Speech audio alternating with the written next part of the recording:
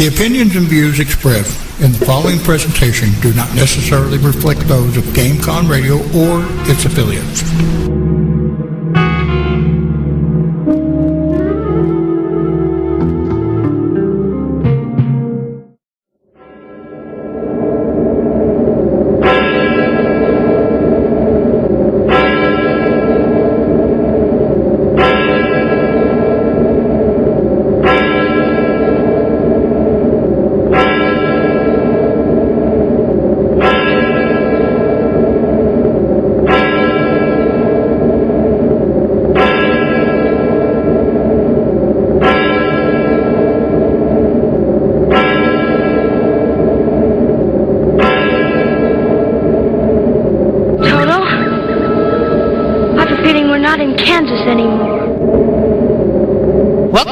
Banshee's Lair, Visionary Talk Radio on GameConRadio.com. We rock your world.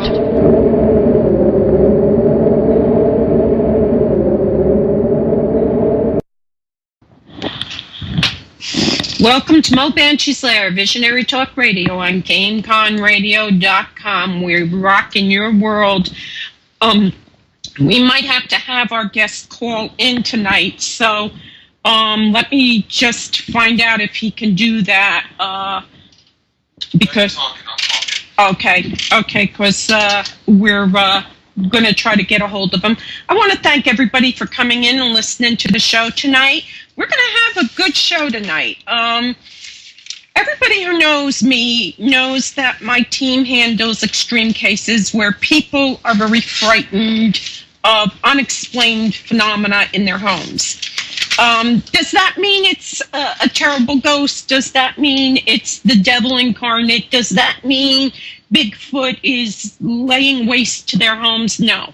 99% of the time, that means that, you know, something's going on. They don't understand it. They just need to be brought back to a good point where they're not afraid all the time. And so tonight, this show, we're hoping is going to help answer a lot of questions. We're going to also talk about some ethics that we're seeing in unexplained phenomena investigation.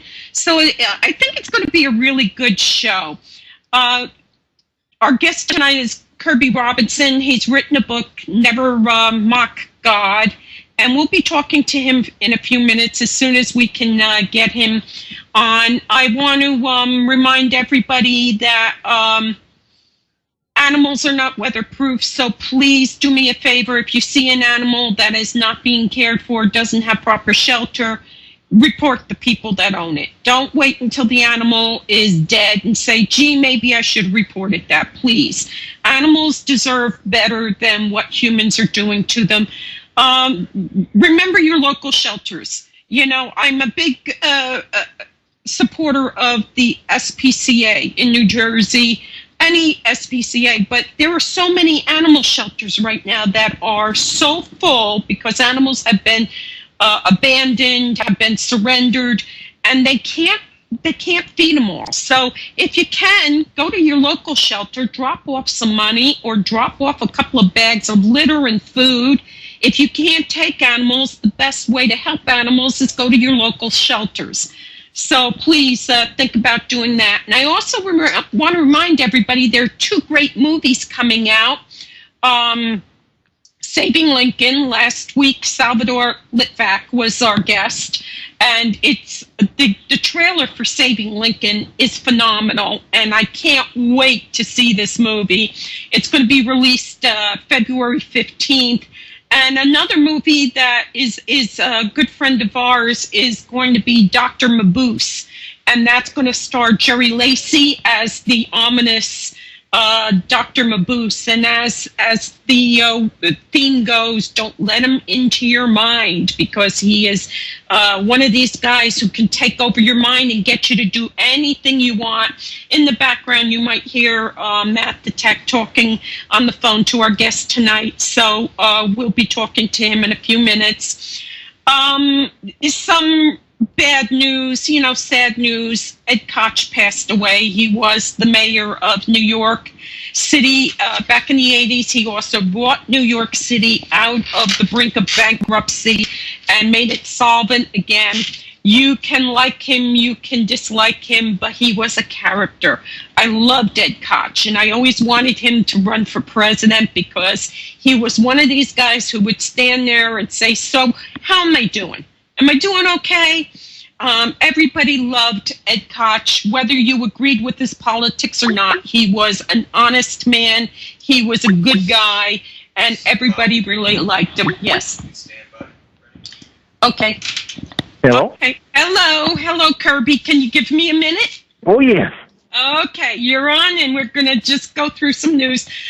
Today in the news, also, Richard III's skeleton remains have been finally identified. They are as sure as they can possibly be that the bones found under a driveway at Greyfriar Church is actually the bones of Richard III.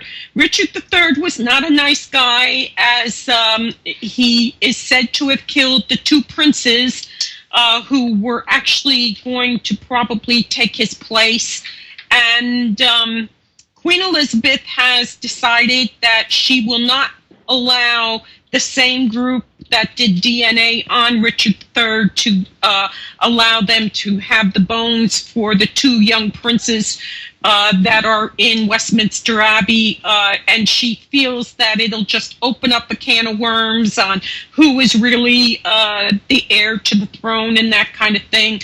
I have to say, I like Queen Elizabeth. I've always been her supporter. I think if you're going to have a queen, she was the broad to have. She's been a good person, and you know what? Who cares if the DNA for the princess is real or not? They're in Westminster Abbey. Their bones have been laid to rest. Everybody get over it. But it's big news today. So another thing that was in the news is the child abductor Dyke, Jimmy Lee Dyke, was killed yesterday, and the little boy that he abducted is safe. I don't know if he's unharmed. I mean, emotionally, they think he has Asperger's, but he did get out without being hurt. As Dyke's mental health kind of even got worse, they decided it was time to take action, and the boy is safe, and that's what counts. And still nobody knows exactly why he abducted the boy off the school bus. He shot the bus driver of a school bus and just grabbed the child off of it. But we are so happy that the child is safe, and good job to the rescue team that got him. And last but not least, we have an asteroid, DA-14. It's going to fly extremely close to the Earth February 15th, but we're assured by NASA it poses no risk. However, some people in certain areas, I think the Mideast or someplace out there, might be able to see it if they have backyard telescopes. They've been watching it now for a while. It's supposed to approach within 17,000 miles of our Earth, which is a real close flyby. It's closer than some of the satellites up there. They're watching it, but as I say, it's not supposed to hit us. So you might want to, just keep an eye on that if you're into, we're going to die, the Earth is falling, the sky is falling and stuff. You might like to watch that. Our guest is on, and I'm going to bring him on. We are going to play some music. Tom Jones, Strange Things. It happens to be a great song that I love. People Are Strange by The Doors, and we have Aerosmith, What Kind of Love You On. I thought that would be good music for tonight.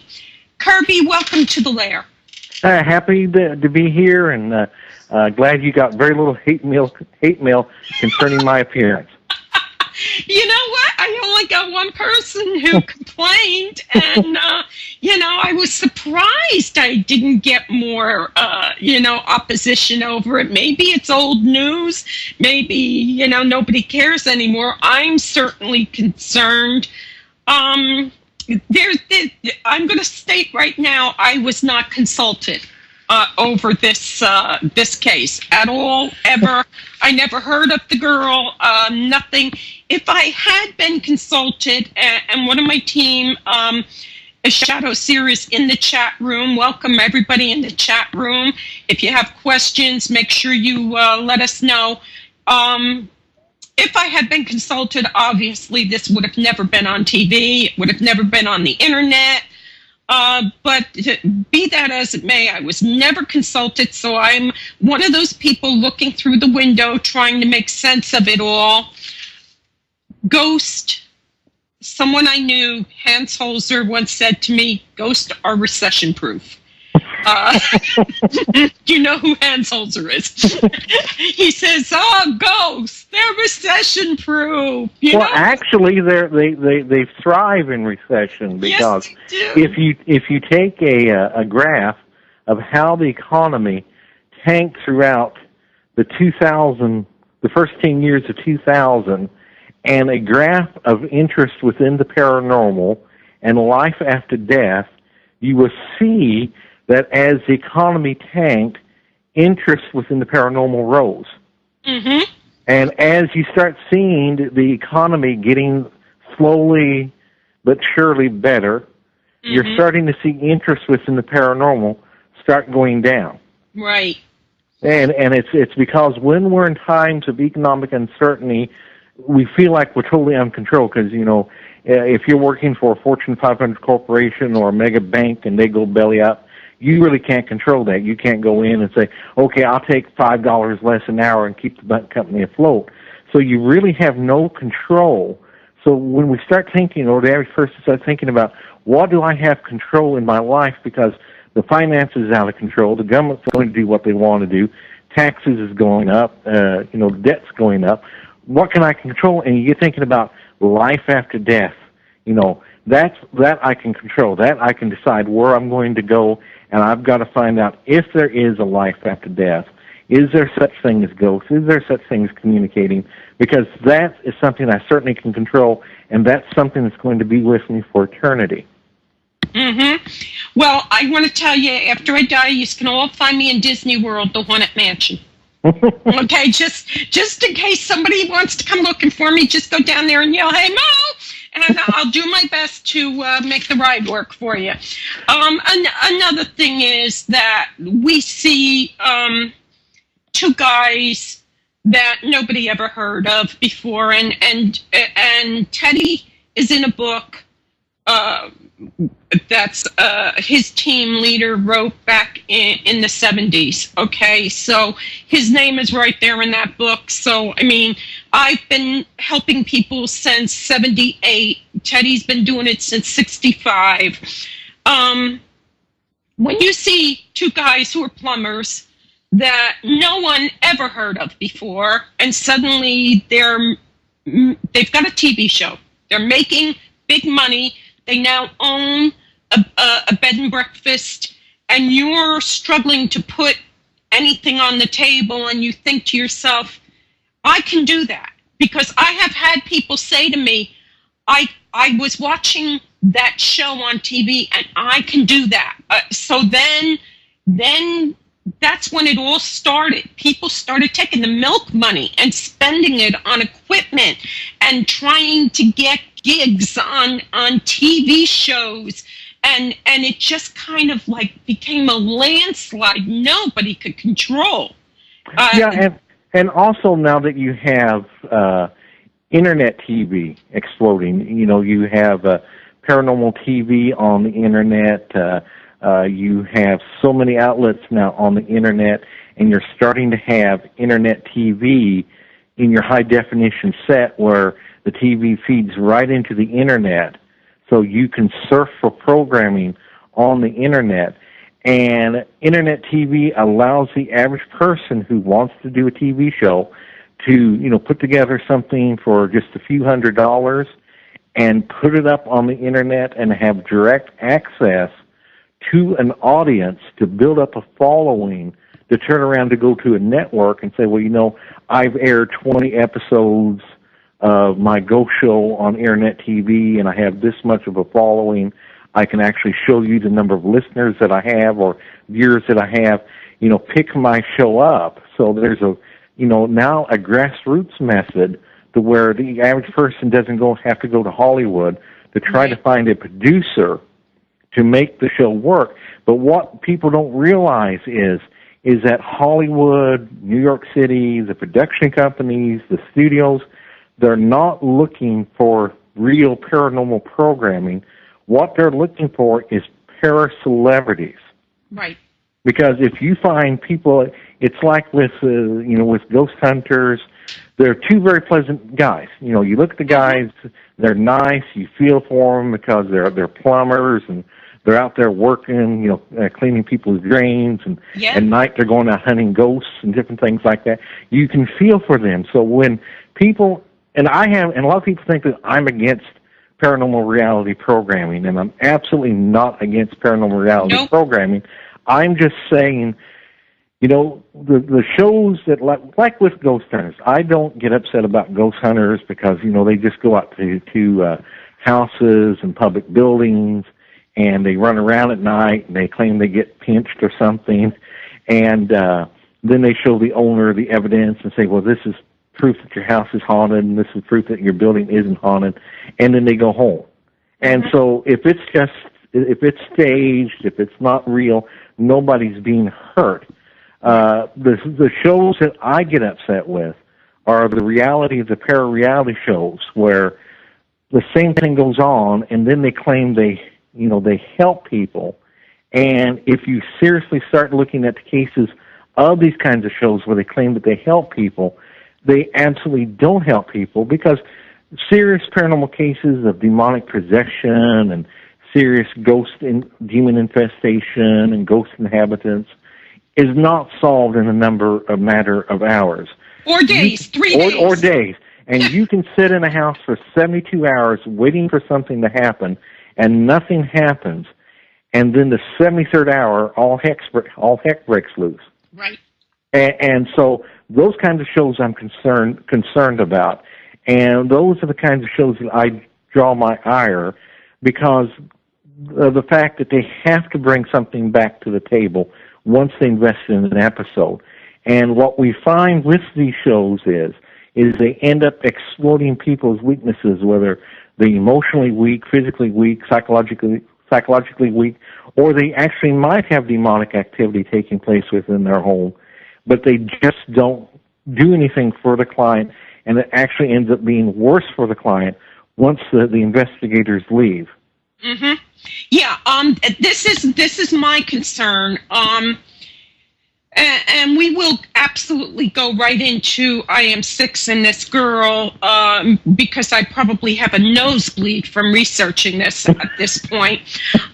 But, you go into a case, and, a demon isn't stupid. That's not one of the problems with them. So now you're sitting there and you leave, and they decide, well, you know what? I'm pretty tight that they brought in these people. And then they have a really good go at the client, and I'm calling them client. I've never claimed to be anything more than somebody who helps people deal with unexplained phenomena. And, but when you watch these shows, I think what happened with a lot of these shows, and unfortunately I am going to point at Ghost Hunters also, is in the beginning, people started telling me they're for real. This is for real. Then you got somebody said, they rigged the rocking chair, and it was Brian in the Eastern State running, and this and that, the next thing. And people were saying this is for real, and they never tried to stop it. Instead, they let the train leave the station, and Paranormal State did the same thing, and everybody said, but they're for real, and then finally somebody with some kind of brain said, Oh, get off of it. 3 days of demonic. They solved everything. A guy who's bisexual is spouting out the Catholic Bible on how to do an exorcism. To begin with, the Catholic Church would never sanction him doing it. Oh, no, because he is not a member of the clergy. Right. And then, but what happened with Paranormal State is they did start with the Christian, base and belief in the afterlife, and you go to the Catholic Church to get an exorcism performed and that sort of thing. But as time went on, they started to slowly shift away from the Christian concepts over to more the pagan concepts or the New Age concepts. And I'll give you an example of that. There was an episode concerning a family that was living in a home in New Jersey, and these were these little demons that were running about the house, and Paranormal State actually engaged in bargaining with the demons, saying that, if we plant some plants in your backyard, will you leave the family alone? And somehow they discerned that the demons agreed to leave the family alone, so they planted the plants, and the family reported no activity for 2 weeks, and at the end of 2 weeks, guess what? The demons were back, because if you're really strongly rooted within the Christian concepts of demonology, you would know you'd never bargain with a demon. No, ever. And so they started to engage in that sort of behavior. And the reason why they did it is because other shows came along, some short-termed and others on the Internet, and some celebrities came along that started to do the same thing they were doing. So Paranormal State had to separate themselves from that pack, so they became the New Age Paranormal Investigating Group. Mm-hmm. Well, they upped the ante, Yeah, and then also with this group, Paranormal State also ceased wanting to be celebrities, like, the guys from Ghost Hunters and Ghost Adventurers and the other successful paranormal shows like John Zaffis' show and that sort of thing. They became a cult within a celebrity status, and I know a lot of people think that I can continuously pick on PRS and Paranormal State, but if you do a really serious study of how that group was structured and how that group was set up, the paranormal reality show was only the means to get where they wanted to get. Because if you study the financial structure, and I'm going to be doing a blog on this, so I'll tip some people on some news before I actually sit down and do a blog on it. They were a corporation. They became a limited liability corporation back in 2006, before the show ever actually started. Now, this was a period of time that they were supposed to be Penn State Paranormal Research Society, which was supposed to be a group of students or a student activity group for the students at Penn State. So when the students from PRS was working, from Penn State Paranormal Research Society, was they working for a for-profit corporation, or were they working for the Penn State Research Society? Mm-hmm.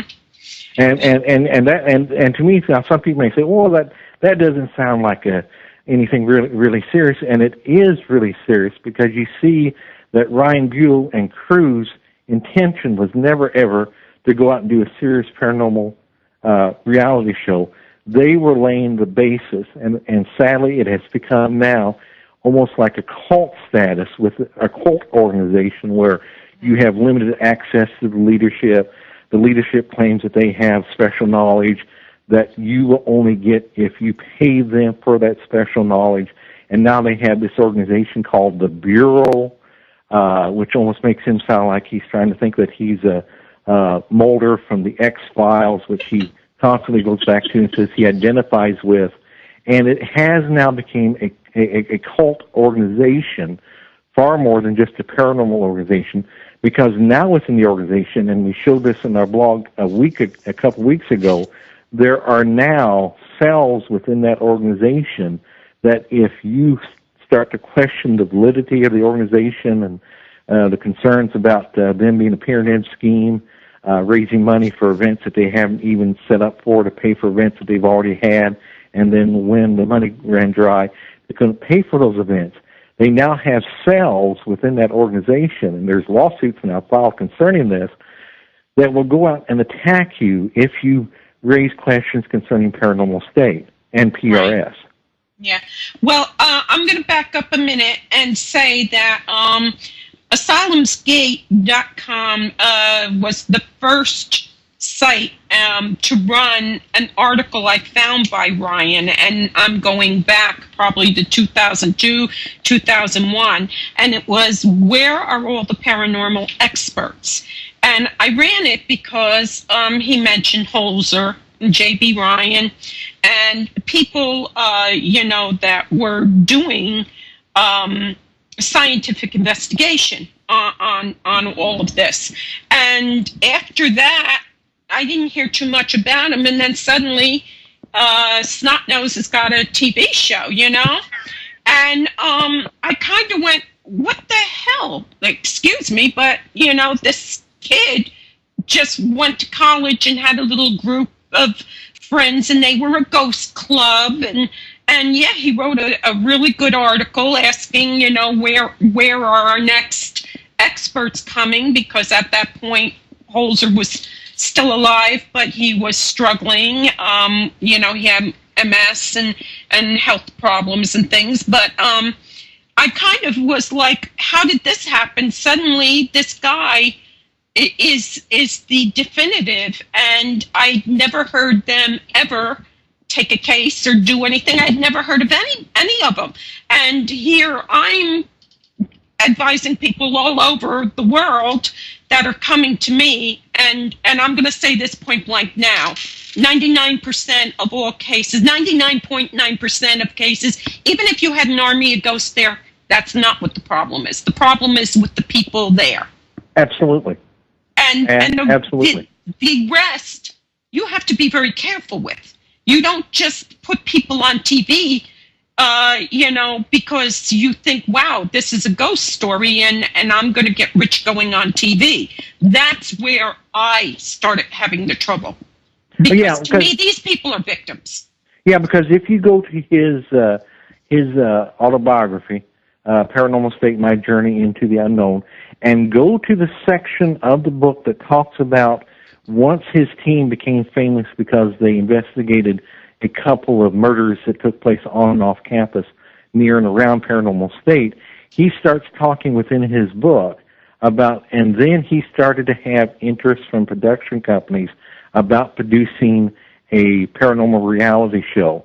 And he goes through several starts and stops with those groups that were wanting to do the show.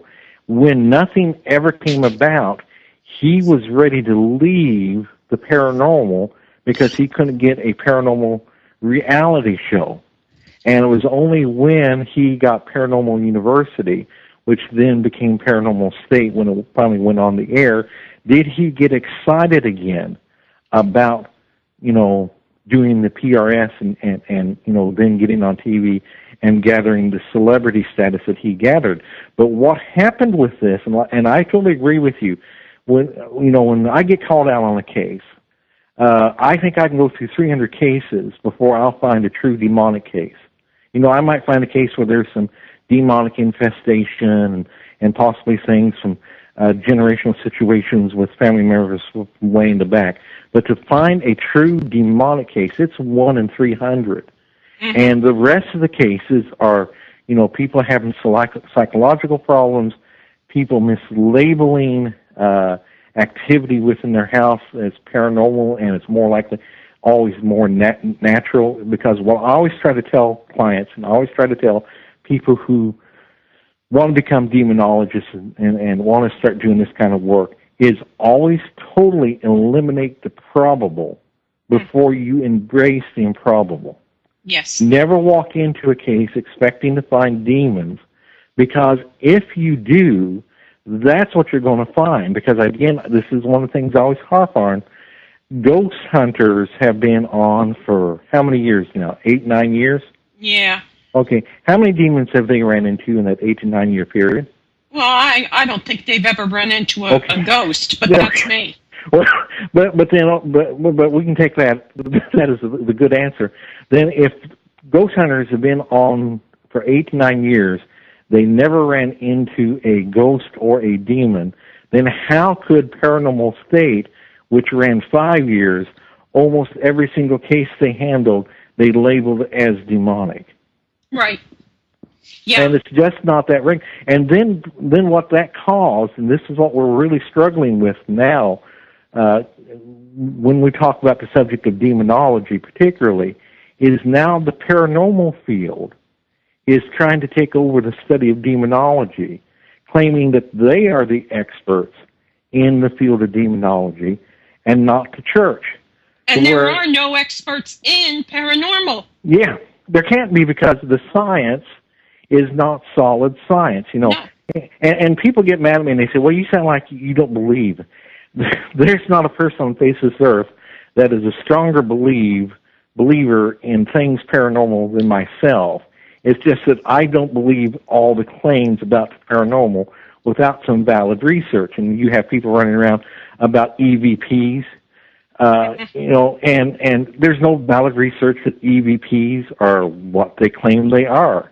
If a person really wants to think about EVPs, take a psychology class on sensation and perception, and pay particularly close attention to the subject of priming your mind to hear things that you want to hear.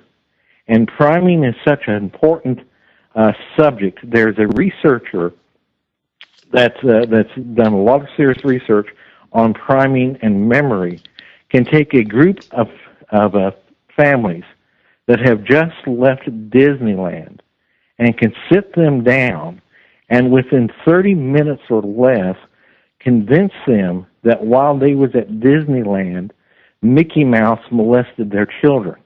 Right. Now, none of the children were molested, but she can feed information into their minds, convincing them that while they was at Disneyland, a child of theirs was molested by Mickey Mouse. Mm-hmm. It never happened, but they just think that it does. And the same way with EVPs, we're primed, so many people are primed to hear what they hear on there, that I guarantee you, if I could take that same EVP, go down, stand on Sunset and Vine in Hollywood, and take a first 100 people that walked my way and ask them, what does this EVP say? I will almost guarantee you that not one out of that 100 will say that they heard what that paranormal investigator heard. We already have a question, and because the chat moves, I got to ask them while they come up, and then we're going to go to break. Spooky UK, England. Some people believe that demons masquerade as children on EVPs to fool people. Do you agree? Absolutely, yes. Absolutely. Wow, that was fast. Well, there it is. Yes. Next question. The one thing demons love to masquerade themselves as is children. Because we trust children. We trust children. Automatically, it's ingrained in our society to worry about children. Mm-hmm.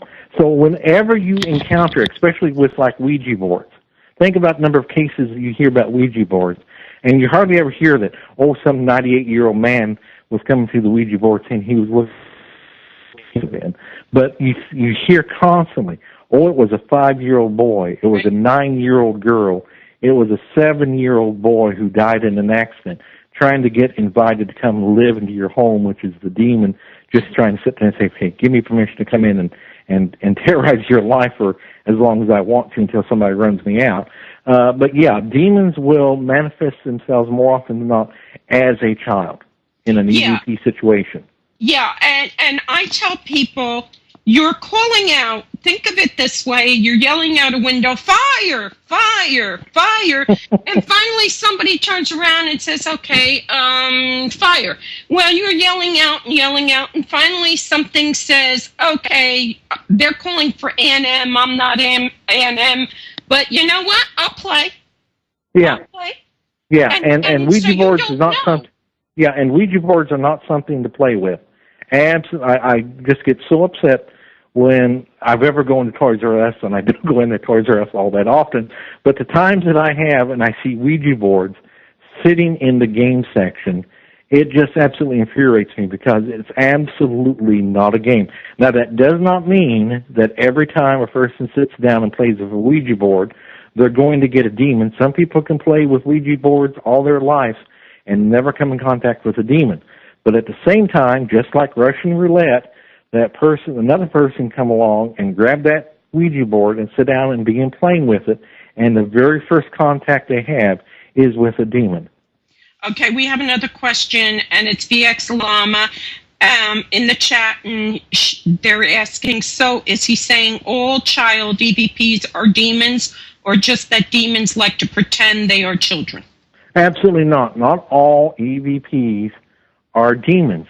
Now, I'm not as much of a ghost believer because of my Christian background, and I've done extensive research into the Old Testament, New Testament books not included in either of the Testaments, trying to find what really does the Bible teach on the concepts of ghosts.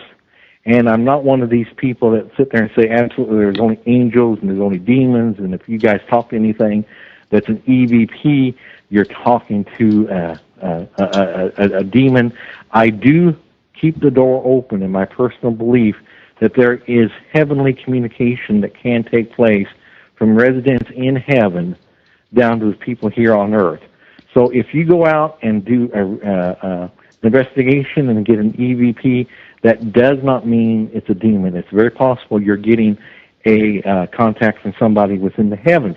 But what I would recommend that you do when you try to communicate with a spirit through an Ouija board or an EVP, have somebody within your group that's a really strong person within their faith, whether they're Catholic, Christian, Presbyterian, Methodist, whoever, Church of England, whoever it may be, and take authority over the communication between that entity and the person doing the EVP session. And if you take authority, that EVP that you're going to get is either going to be a real child or a demon coming back unmasking itself because you're taking the authority over that demon by the Lord Jesus Christ, and he's going to have to expose his true nature. Okay, we're going to go to commercial, and when we come back, we're going to give out the number so that Paul, who says hello, by the way, is going to call in a question. And our guest is Kirby Robinson. He's written a book, Never Mock God, and it is an unauthorized investigation into the IM6 case that Paranormal State, the TV show, had on TV. And we're talking about a lot of things, ethics. Do you believe everything you're seeing on TV, or is it all just Barnum and Bailey and you know, there's a sucker born every minute? We'll be right back. This is GameCon Radio, and we are rocking your world tonight.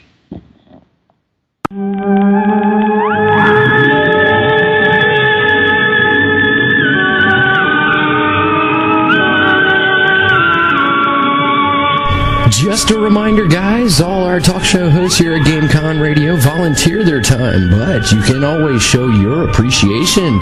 Click on the tip jar and give them a little love. I'm sure maybe your predictions will come out a little bit better. And that's how we roll here at GameCon Radio. We rock your game and your paranormal.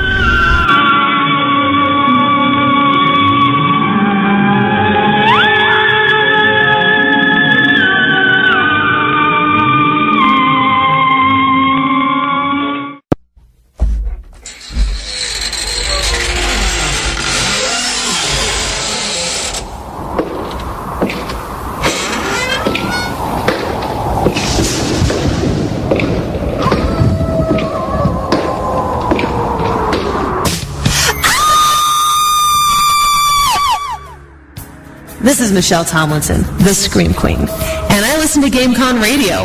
Why? Because it rocks!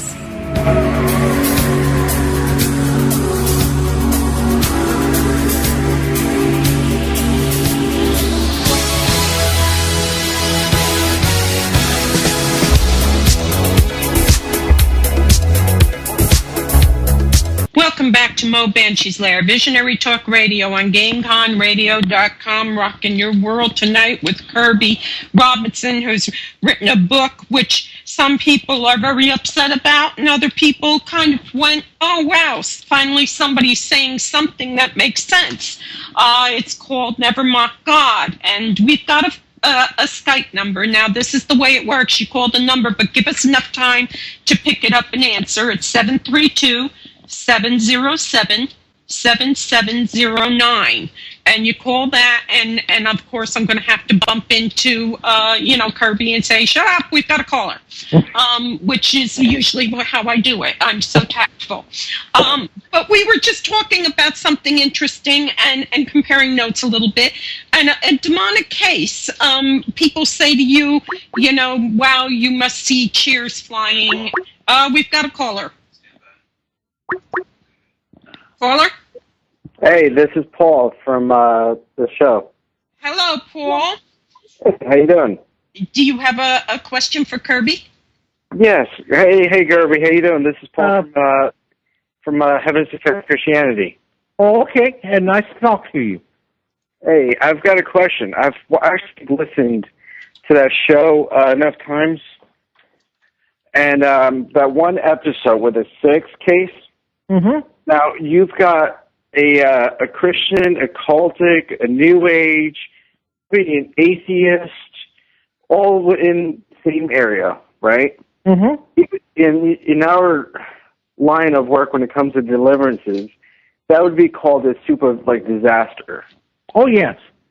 Because you've got all these different beliefs going on, and everybody is saying everything.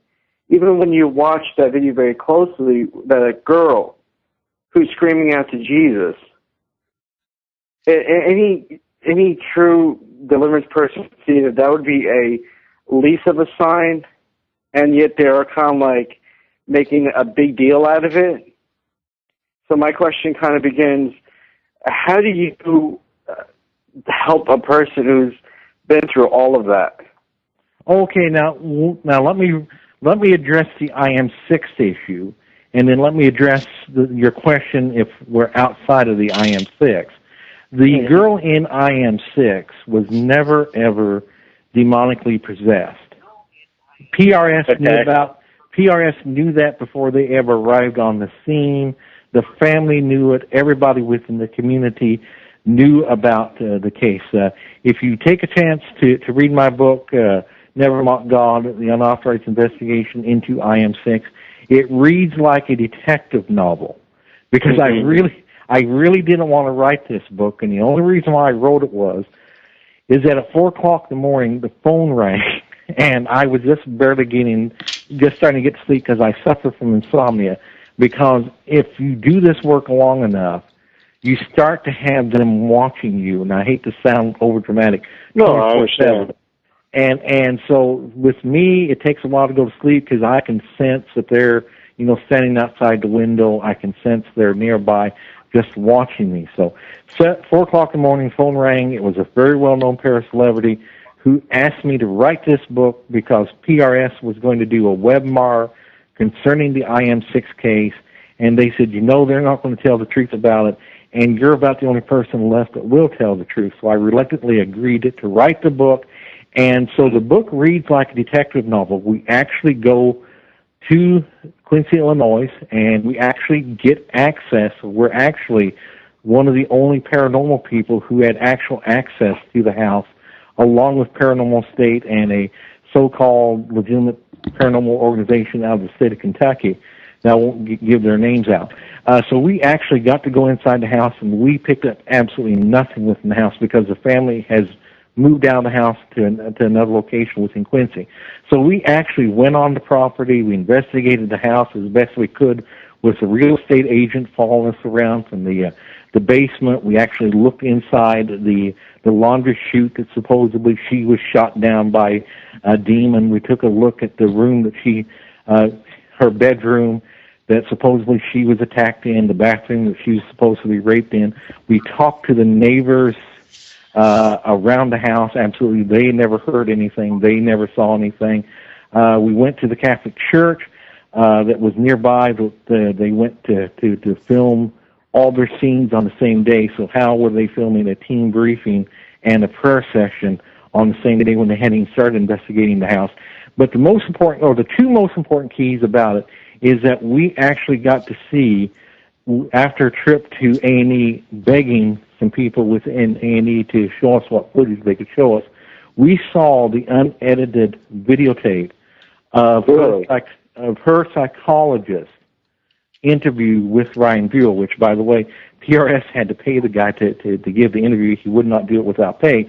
But we saw the full tape where basically the psychologist tells Ryan the girl has had emotional issues all her life.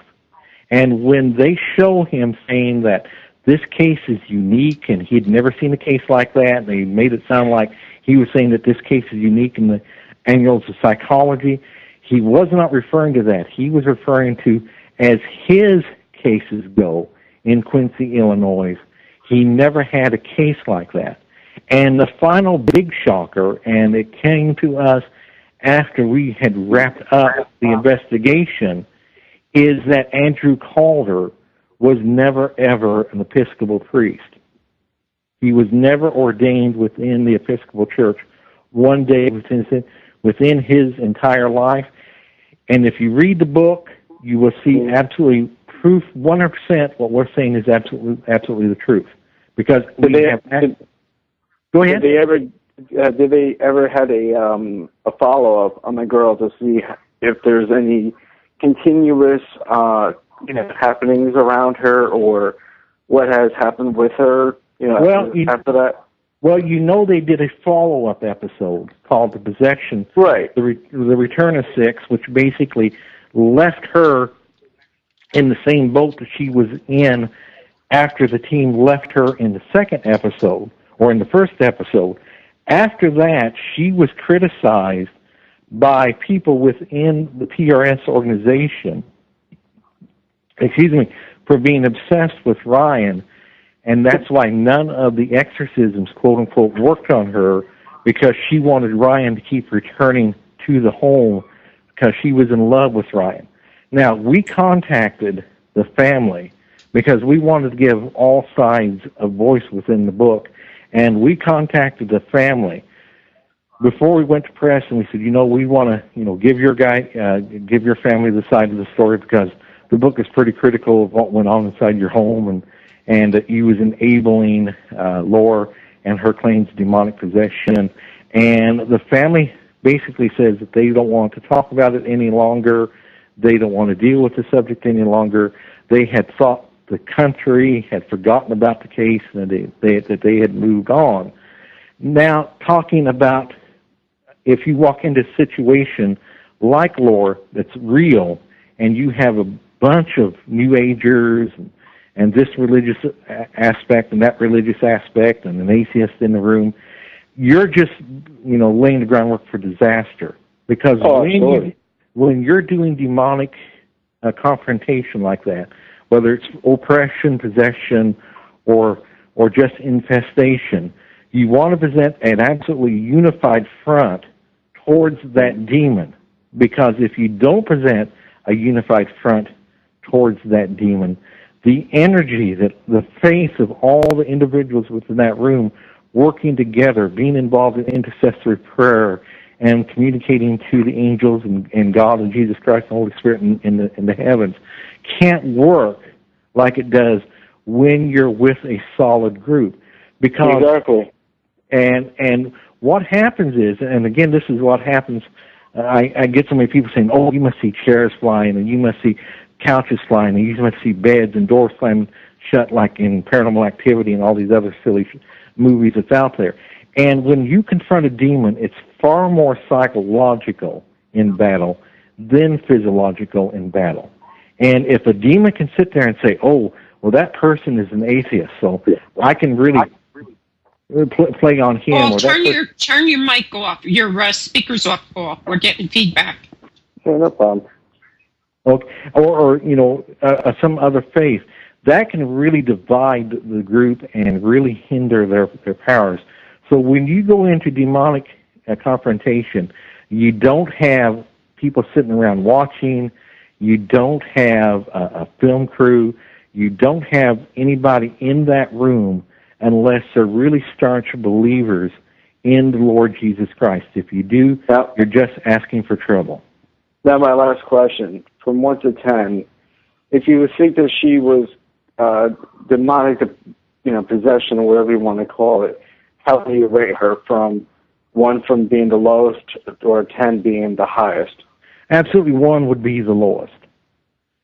Because she didn't show. Here's another thing that you always want to look for, because people talk about, well, one of the things I look for is, body writing, and we get into this in the book. There is actually a disease. It's a very rare disease. It's 1 in the millions that actually have it, where you can actually write on your body, and it comes across as absolutely clear writing. It's not scribbled. It's not smudged.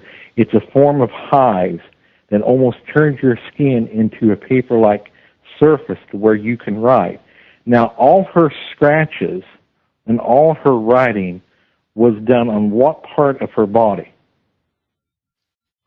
Parts of the body that you don't see. Yeah. So if that demon was really interested in hurting her and hindering her life, he would be hitting places that were visible, like her face, her neck, her hands, her arms, and they would be absolutely serious claw marks. It would not be light scratches. They were very, very deep scratches drawing blood.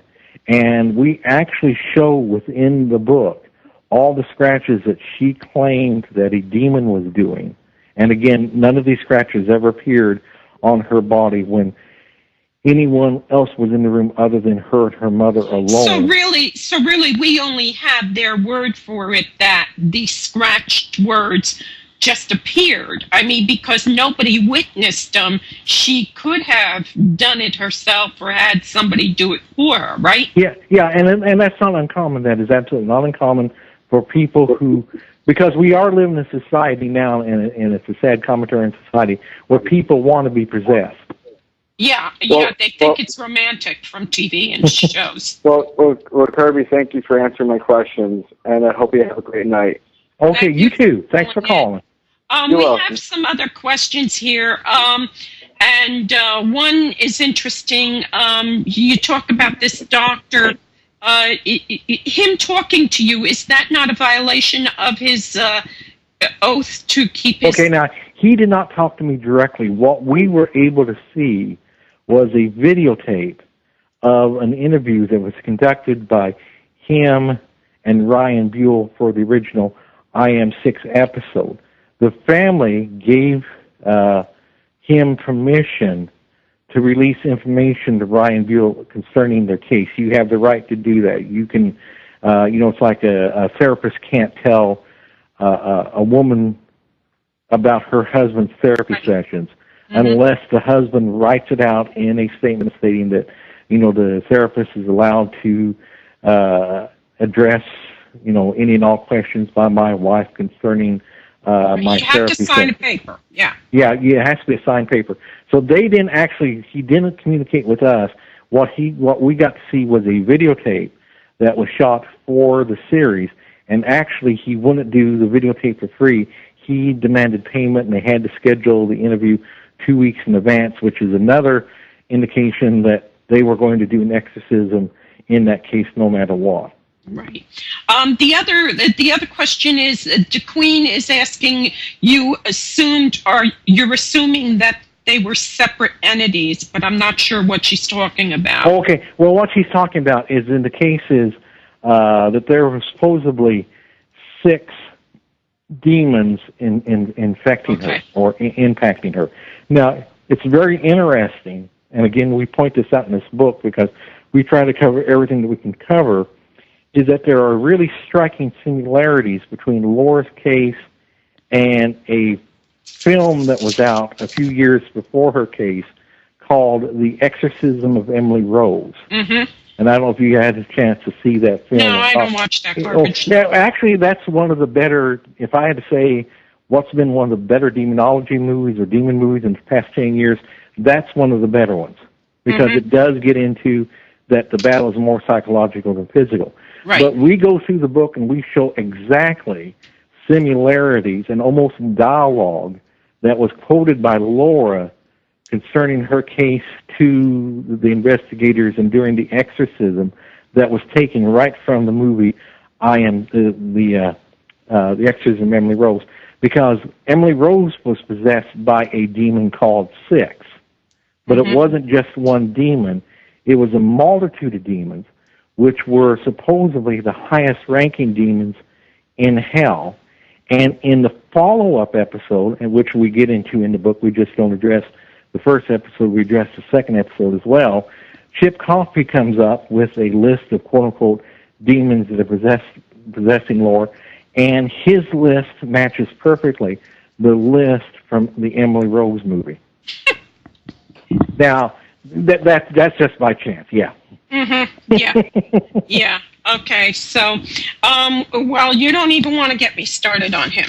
Okay. Like I said, I never heard of any of these people until they got on TV. And I've been doing this a long time. I've been doing this a really long time. I'm older than dirt. Well, I'm going to give people a heads up. Tomorrow's, I don't know if anybody saw this new paranormal reality show Saturday. I just decided I'm going to tape it, and I taped it, and I watched it, and I was floored. So I said, I got to do at least one blog on this new paranormal reality show.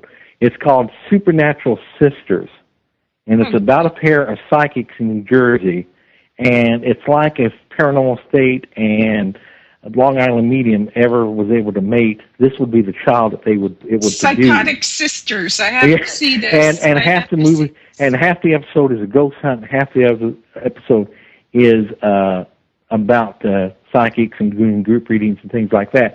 But the daughter that was featured in the show of one of the psychics made an interesting tweet on her Twitter account this evening, and we included it in the blog for tomorrow, where she said, "Oh, my mother is famous. Since Saturday, she's got 95 new clients to give readings to." Yeah, and that's what it's all about. And that's what it's all about, is just, getting on. I have a camper, and one of the kids came up to me there and said, "I wish ghost hunters would get off the air so my daddy could get his ghost show on the air." And I know this guy. He never even started watching ghost shows till 5 years ago. Suddenly he's a seasoned investigator. He knows it all. We have another question from Ernie of Kirby. He's asking, what proof do you have as to Laura's mental health regarding it? Okay, the proof is the videotape that we watched. Also, we have an extensive network of people that have been on or work for or even still work for PRS that talks to us. And we had been really working hard on the IM6 case for quite some time.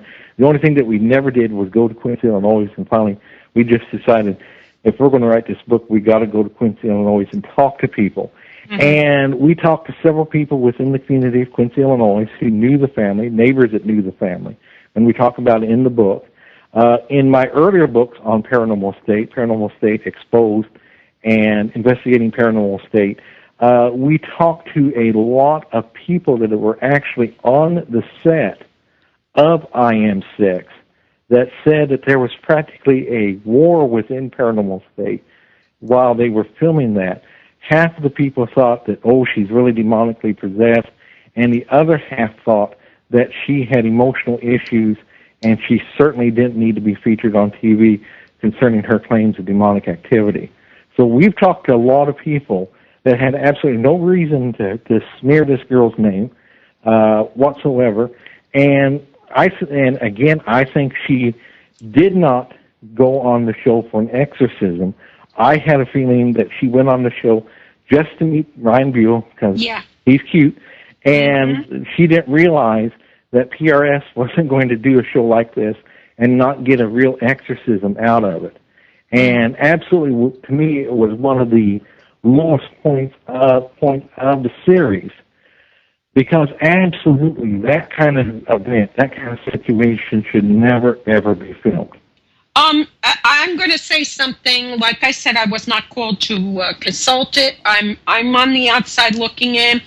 I did finally. I swallowed my pride and I watched the episode. the whole thing. And I have a 16-year-old granddaughter who dances circles around her on the maturity level. This girl is supposed to be 26, 27. Now, of course, I know a lot of 26 and 27-year-olds think they're 16. But she did appear to be very backward. Is that a polite way to say it? Yeah. And watching it, I like I said, I would never ever allow my team to put someone like that on TV. But then again, I was approached by a ghost show, and I told them a true story, and they didn't put us on because I'm not TV worthy. So so truth doesn't matter anyway. It's all about how much you embellish it and how much you that kind of things, pardon me? And entertainment. Yeah, and to give another example, she made a claim on the show that, and they actually show her standing over a laundry chute, and she said that she was standing over the laundry chute, so we have to assume that she was putting laundry down the laundry chute. That's the only reason why you would stand over a laundry chute. And she said that she claimed that she noticed some kind of markings on the top of the laundry chute, and she bent over to investigate, and something pushed her down into the laundry chute, and then the family claims, they had to go down and pull her out. Well, when we got into the house, we actually went up to the top floor where the laundry chute begins, and this is where supposedly she started her journey down the laundry chute.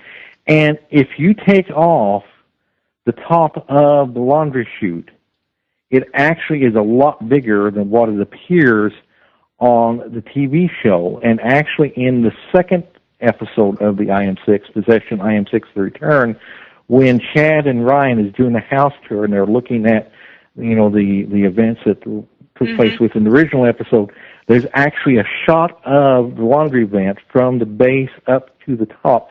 And it's a lot wider than what you think it is. And again, we had a real estate agent really paying close attention to us because they've not been able to sell the house because of all the stories about the house. And it's actually over $35,000 less than any other house in that neighborhood. But I heard it's really it needs a lot of work anyway. Yeah. That could be it too. Yeah, it needs a lot of remodeling within the house. But I took the top off, and I could not put my body down there because I was just afraid somebody would come up the stairs at the time I did it. It would not be hard at all for a person to put themselves down, dangle from it, drop down on top of the laundry they put in the laundry chute, and then claim that somebody pushed you down the laundry chute. Mm-hmm. And that's the kind of work you got to do if you're going to investigate demon cases. You've got to go and take each one of the client's claims and deeply and thoroughly investigate each and every one of those claims. Well, I have had to go with a demonic, and trust me, if a demonic shoved her down that chute, she would be banged up, man. Yeah, she would be in trouble. We have a question, and Ernie seems to be the opposing team's, he's kind of questioning things, which is very good. I like when people question things. He's read Never Mock God, but where is the legal documentation as to Laura's mental health? You skirt around the issue. I don't see documentation in your book. Okay, one thing we ourselves could not get that kind of documentation, because we would then be sued for publishing something that we don't have the right to have the access to. What we did address is the interview that we saw taped from the psychologist that was originally aired, this originally unedited version of the interview between Ryan and the psychologist, and not the little brief clip that you see where on the episode where they try to sell the case that, this is a unique case, and if she doesn't get freed from this exorcism, she's going to die, and that sort of thing. Hello? And we can challenge Paranormal State. Of course, PRS won't address this because they're afraid to address this. But we can challenge PRS to release all the unedited videotapes from that case and let the public see and let the public decide. Right. It won't ever happen, but we can ask it. Because I'll even tell you another additional secret. They had a webmar, and we didn't get into this in the book because it was getting way far from the core of what the book was supposed to be about. They had a webmar some time ago where they claimed that about the IM6 case, and that the IM6 family was going to be there, and there was going to be updates and different things like that. Well, the family, the family, I won't give their last name, but you can find it on the internet if you want to do some real basic research. The family was never contacted by PRS about the webmar. They was never invited. What is a webmar? Well, it's a webmar. It's like you pay a fee, and you go online and you take a class or you watch a video feed that you have to pay to watch. Okay. And they call them webmars. Well, they did one for IM6. They never asked permission from the family to do the thing. They never paid the family. They never paid. Okay. Okay. Hello, caller. Hi, this is Ernie Marsh calling in question for Kirby Robinson. Okay. Hi. Hello. How are you? Kirby. Hi, this is Ernie Marsh. Mm-hmm. I wondered... Hello? Yeah. Yeah, this is Ernie Marsh calling in question for Kirby Robinson. Right. Go ahead. Is this live? Yes, it is live. Okay, Kirby, this is Ernie Marsh. I believe you're familiar with me. We talked once on the phone. I run the website, Paranormal States Illustrated.com. And the question I had when you mentioned proof, should people like Lara, I read your Kindle book, Never Mock God, and when I hear you on the radio tonight mentioning Lara's state of mental health, I believe you're saying she's demonically possessed. Is that true or not? No, she was never demonically possessed. Okay, then the question revolves around how can you get to present information on a factual evidence as far as the condition of her mental health to help expose Paranormal State as being, say, fraudulently misrepresenting the facts. Well, when I hear... Go ahead. No, go ahead. Because I was curious as far as even when you exposed the Kelly Ryan case, that once you had mentioned you were going to publish some documents. Did I state that correctly? On the Kelly Ryan case? Yeah. No, I don't think I ever talked about publishing documents on that case. Okay, I thought at one time you were on a radio show and you mentioned that. But the issue is trying to expose Paranormal State for what it is. When you say, should Laura even have been on the show, but what factual proof, I do not see the information in your book, what proof can you show to document Lara's condition legally and show that on your blog? I look for information such as this to try to get onto my website, but when you say it's in your book, or you say, I do not see that information in your book that verifies Lara's condition. Okay, it's within the analysis of the investigation of the case. And the investigation of the case follows, or my investigation of the case follows exactly the time flow and the timeline of the episode. And if you, I hope I'm getting this right. It's either I have the book open right now. Okay, it's either there or it's at towards the end where we get into additional information. But we actually got to go to because actually we traveled around the country investigating things. Because once we did the Quincy case, we came back to Los Angeles. I wrote the book. When I was done with the book, I just felt like there was absolutely something missing within the book. I just felt like there was a hole within the book.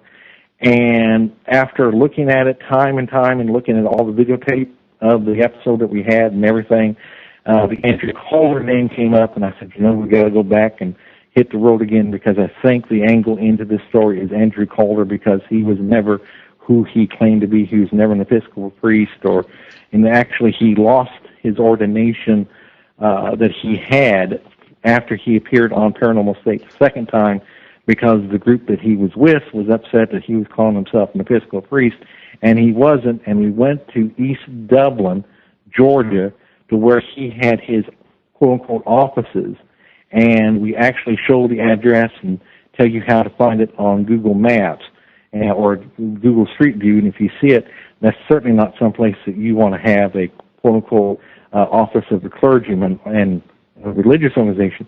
We then went to New York City because we really wanted to try to find something else, something positive, and one of our sources inside A&E actually gave us access to view the unedited tape that was made for the interview between Ryan and her psychologist. And she had given permission to the psychologist to give an interview to Ryan concerning her mental health and his opinion about her needing an exorcism. And the actual videotape runs over 30 minutes, but you only see a very few seconds of that actual tape, and they edited it in such a way that making him sound like saying things he wasn't saying. And additionally, he gave Ryan, or basically said to Ryan, that she's had mental, emotional issues for quite some time. Now, then, Kirby, if I can just interrupt for a second and then help maybe see if I can weave this into my earlier question of what proof and then the Kelly Ryan. It was my understanding somewhere, that's why I was trying to find out when you mentioned you were going to provide documentation. The question is how to get information on your blog, or how I can arrive at information on my website to show definitively that Paranormal State is a contrived show. Well, do you have a copy? Here's the question. Do you have a copy of a confidentiality agreement or, say, a type of non-disclosure agreement regarding the IM6 case or the Kelly Ryan? That's not what it was called, the Kelly Ryan. That was the messenger. Yeah, the messenger. Do you have those documents? Do you have a non-disclosure document for either the messenger or IM6 or the return of 6? The messenger case, Kelly Ryan never signed a non-disclosure agreement with PRS, and that was one of the reasons why PRS could not do anything to her when she went public concerning her claims that the episode was faked from the very beginning, where they were basically telling a different story than what she was wanting them to come and help her deal with. So at that point, PRS was not asking her clients to sign non-disclosure agreements. I don't know why they made that mistake, but they did. And now with the IM6 case, we've not been able to get our hands on a non-disclosure agreement for the IM6 case. Do you have any non-disclosure agreement for any of the Paranormal State episodes? No, sadly, that's the one thing we've not been able to come up with, is the non-disclosure agreement for a Paranormal State episode. Because a lot of clients have told us they never ever signed one. Then why do you think it's so difficult to, because I run up against the same issue, why do you think it is so difficult to get a client to talk to you on the record to produce information for your blog, just like why is it so difficult for me to get information to appear on my website, Paranormal State Illustrated? Well, I think a lot of it has to do with the intimidation factor. There was a client of PRS's, and this happened while we were shut down and I was away from the Internet handling some cases.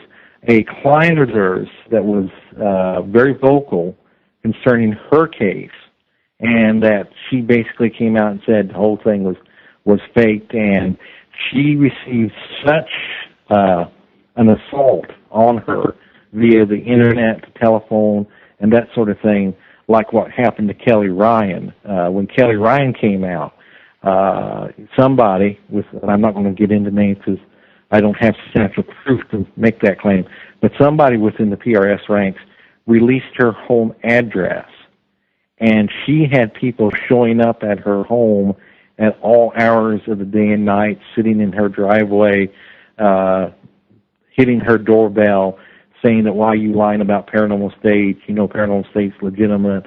And they were even making death threats against Kelly and her husband. And they actually had to call the sheriff a few times to have the people removed from the property. So I think that is kind of a holdback, that, you know, people don't want to suffer that sort of thing, because it's like, even with me, the death threats have never slowed down.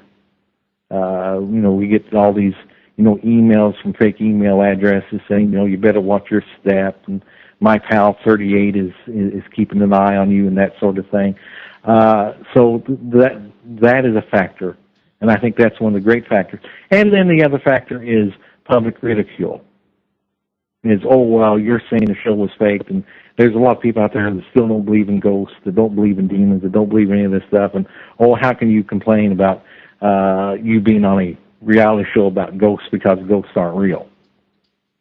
I'm not saying ghosts aren't real, but I'm saying that's the kind of thing. So there is an intimidation factor there of people just afraid to come forward, because like I just pointed out, there is a lawsuit now being filed. If you check my blog from a couple weeks ago, we talk about it, where a guy comes out and says, hey, you know, I used to work for Paranormal State. There's a group within Paranormal State they call the Mean Girls, and if you say anything against PRS, they'll come after you. I can understand that, but as long as you don't get into libelous or slanderous statements, I don't see why. I see why people might feel intimidated, but as long as you don't step into the realm of fraudulent statement, misrepresentations of what you're saying, I wish, hopefully someday, you or I will get that information on. You'll get it on your blog. I'll have it on my website, because there's still some information further that I'll be disclosing hopefully soon. I don't know when that is. I'm way behind updating my website to show just how staged and just how, to what lengths the show's producers will go to knowingly fake a show. Not the show, the whole series. The whole series is basically fake. And I'm saying that today. Anyway, I look forward to bringing the information to public one of these days, and I hope you will to continue in your work also. I don't want to take time away from some other callers. Okay. Yeah, this was very engaging. I will add to this that I have a nosebleed from doing all this research, and Ryan Buell did. He was at some kind of convention or something, and they had the YouTube up, which I saw earlier today, and he was talking about the young lady saying that she had a propensity to make things up and that there was something wrong with her. I mean, he was very kind about the way he danced around it, but he made no bones about saying that there were some issues with her. So, and he did right then and there say she had morphine disease.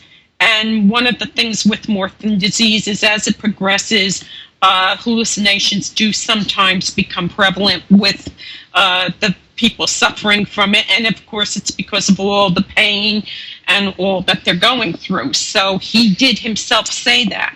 So I just thought I'd throw that in. Thank you for calling. But that's we're going to go to a break and get a drink of water, because that was a long piece there. I don't know. I may need a shot. I don't drink, but I think I'll try. But thank you, Kirby. That was a great call. And when we come back, if somebody else wants to call, please, by all means, call. We're going to be right back. This is GameCon Radio, and we're rocking your world tonight with Kirby Robinson.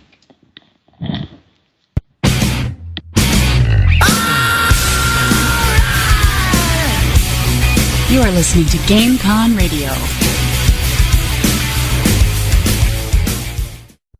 You've got questions. Who are we? Where do we come from? Are we alone in the universe? Is there life after death? Where can I take a class and really learn about demonology? Now, get the answers. For a decade, the American Institute of Metaphysics has offered the ultimate in courses designed to serve as the foundation in your search for life's questions. The courses cover a variety of subject areas and consist of wide-ranging alternative sciences, theories, and philosophies. Each course comes complete with textbooks, work materials, and instructions. The courses allow you the freedom to pursue your own areas of interest according to your schedule. Whether it's UFOs, life after death, demonology, cryptozoology, and more, you've got questions. We've got answers. Visit www.instituteofmetaphysics.com or call 877-623-3241 and start your search now.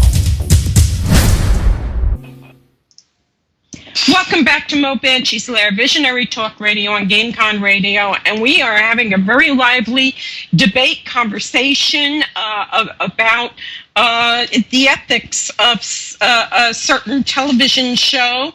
And we were just talking about real cases that I get, and people are actually backing away from looking for help now because they're so afraid they're going to be exploited on television.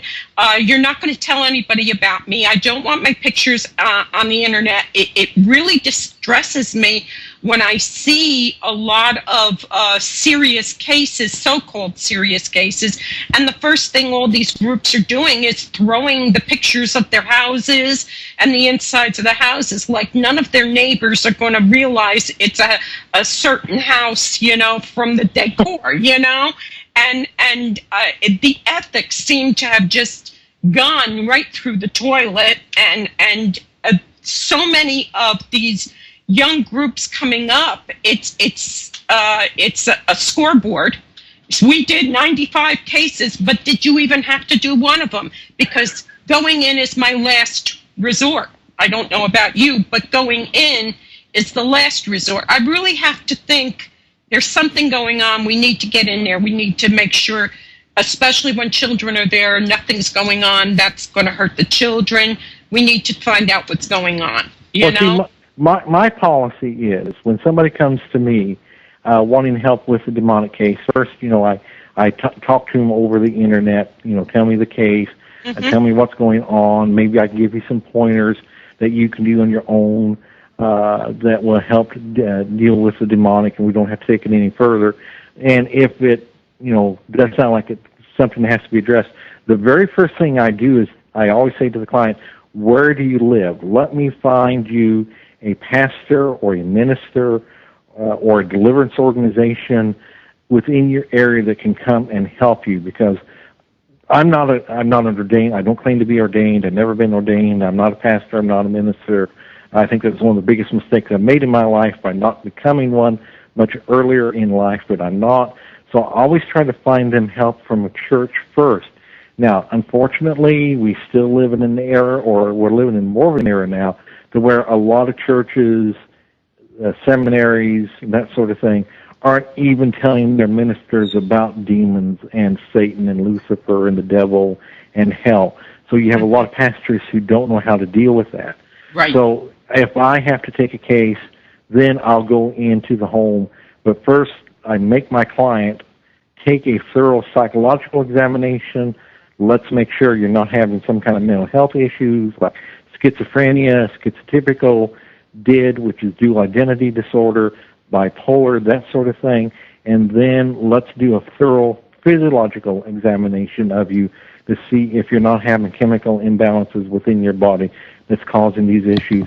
Before we I think you're the only other person I have ever heard use that expression except myself. Chemical imbalance. Yeah. Chemical imbalance. Yeah, because there are chemical imbalances, there are diseases within a person, physical as well as mental, that can cause you to be irrational. For example, I hear a lot of these people, I get a lot of emails, and maybe you do too, where people say, I was laying in bed in the middle of the night and I was frozen. I tried to move my legs and they wouldn't move. I tried to move my arms and they wouldn't move. So I know it had to be a demon in the house, and the demon had me frozen.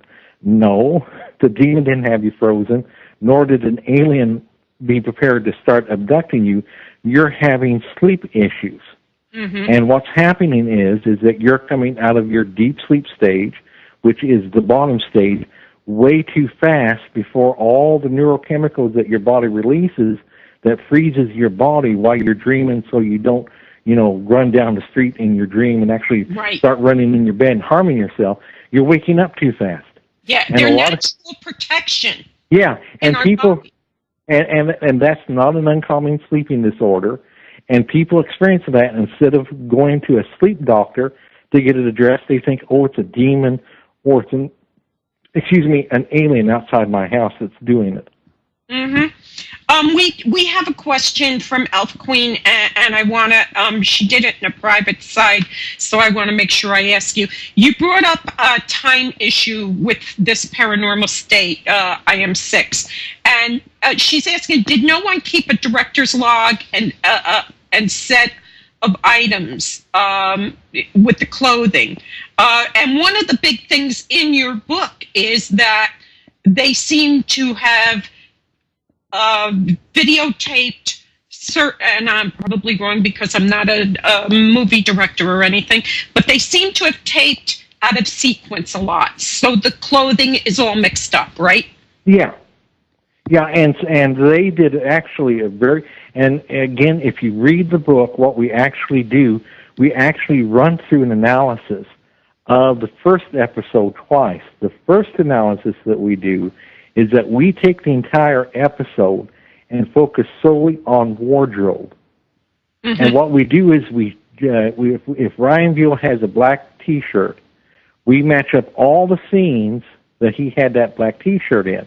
And we show that, well, this scene was supposedly taking place on day 1, but now the very next scene he has the same black T-shirt on. It's supposed to be day 3.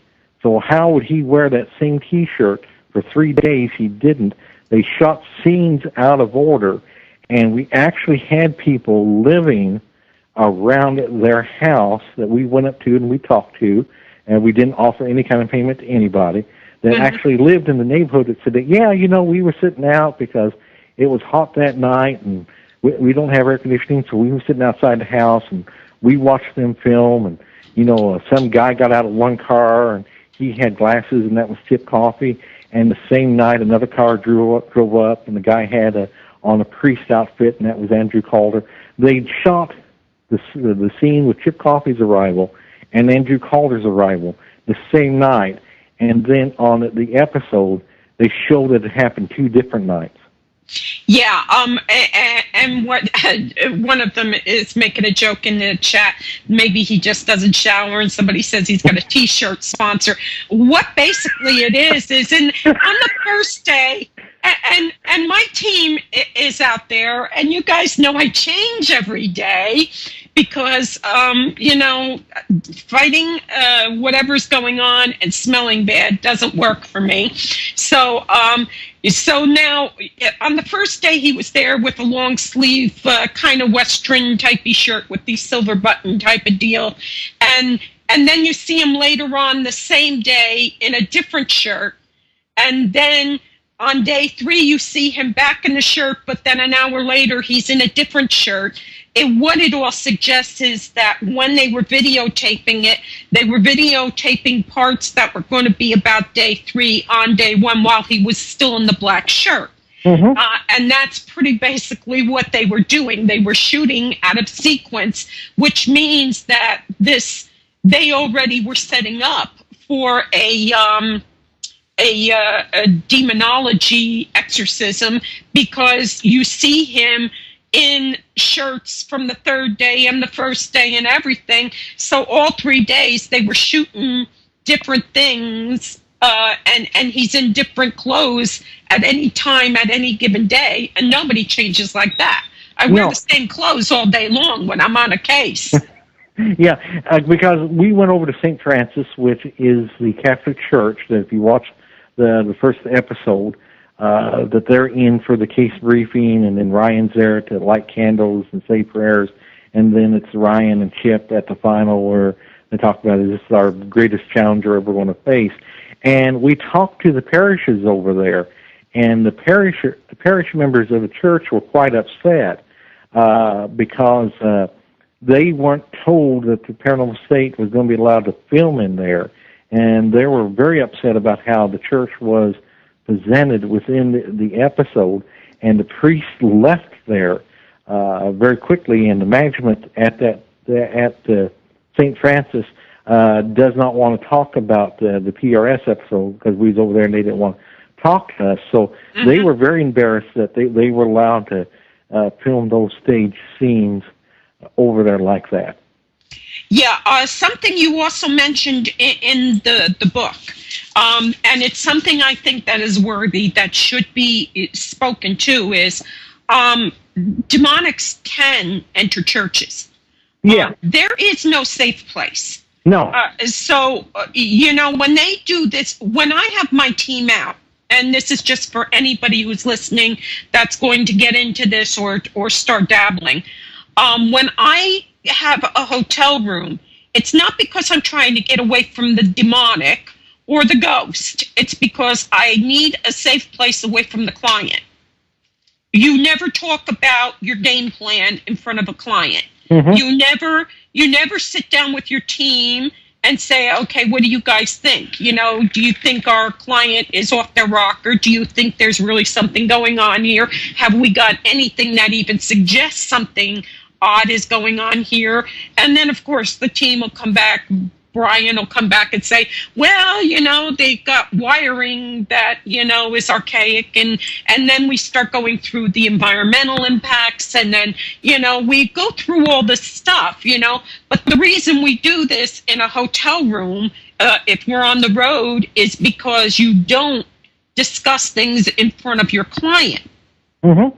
And so when he does this, I want to meet in the church because, this might be a demonic. That's baloney, because there's no reason a demonic wouldn't be sitting right next to you in that church listening to you. That's true. Now, of course, a lot of people are going to say, now, how can that be? Because I saw a show where they talked about this church is holy ground and no demon can cross the threshold. Only if you're a vampire. Only if you're a vampire. How that comes about, if you read the book of Job, you see that Lucifer is up there talking to God. So if Lucifer, which is the fallen angel, the fourth greatest creation behind the Holy Trinity of God, has access to the heavens to talk to God about tempting Job, the earth, because of the fall of Adam in the Garden of Eden, was turned over to Lucifer. And Lucifer is in charge of this realm. Now, God puts limitations on things that he can do. He's not going to let Lucifer just run totally amok. But he has access to this earth. The earth belongs to Lucifer until the final confrontation during Armageddon between Christ and Lucifer's finally cast into the fiery pit. So a demon has access to a church. A demon has access to any and all graveyards. The only place that a demon would not have access to here on earth, and I would have to talk to a rabbi to see if I'm getting this right, would have been the Holy of Holies within the Jewish temple. Right. And maybe I'd have to talk to a rabbi on that. I don't know about that, but yeah, because if you can go to heaven, the Holy of Holies isn't much, no, absolutely. My favorite book, Job, I love that story. It's almost comical when you think there's God and he's at a board meeting and he's talking to the angels, and here comes the devil, like, he's up to something, he's cool, God don't know, and God says, so what have you been up to, as if he doesn't know. And God is like, so what have you been up to? Oh, I've been here and there, I've been, doing my thing, yeah. And then God squarely puts it on, have you considered my servant Job? Because he knows what he's been up to. And now he's giving him somebody that isn't falling on hard times. And he's giving him a righteous man and saying, okay, you've been able to pressure people who are struggling, people who have illness, they're poor.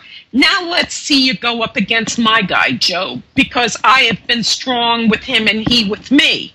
And as it turns out, Job stands. And that's what I always call it. And when I tell people, even if they suspect they're going to have a demonic problem, you have to stand. They're bullies, and it's up to you to stand against them. And you call on God with all that faith, because their job is to undermine God's people.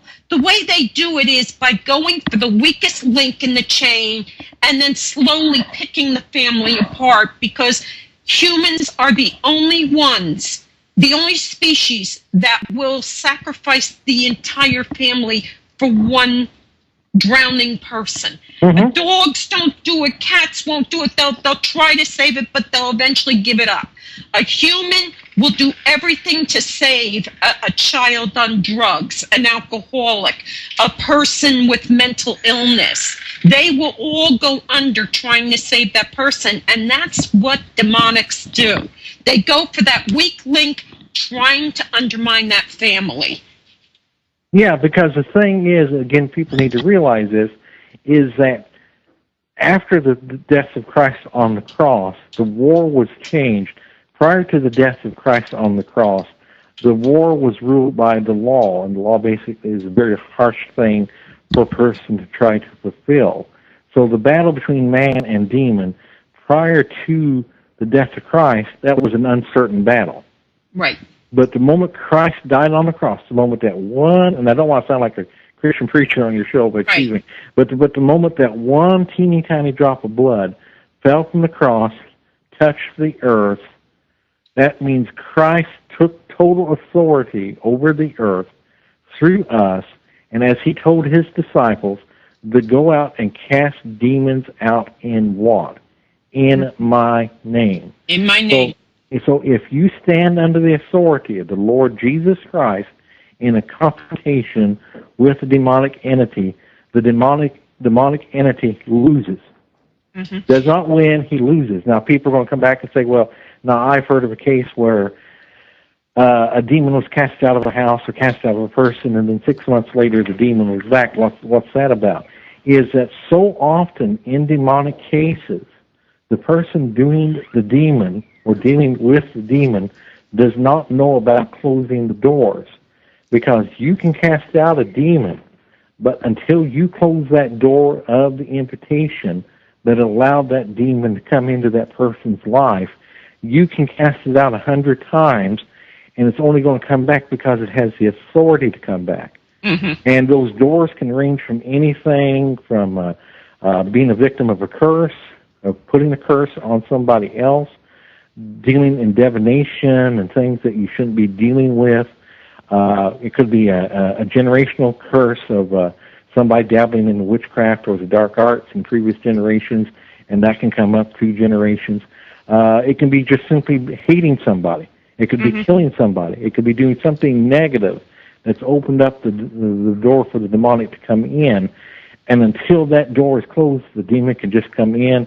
And like the Bible says, once you cast it out of the house, it roams the desert, and then it looks for a house, and is that house clean or is that house dirty? And if you haven't cleaned that house, that demon is going to come back in, and it's going to come in much stronger than what it was when you cast it out. We have a question, and I knew it was going to come up. I'm pleasantly surprised they waited this long to talk about it. And one of the people in the chat is asking about the Reverend Andy Calder. Was he actually a priest, and how did he get involved in this show? Because so much of their shows hinge on Andy coming in and doing these exorcisms.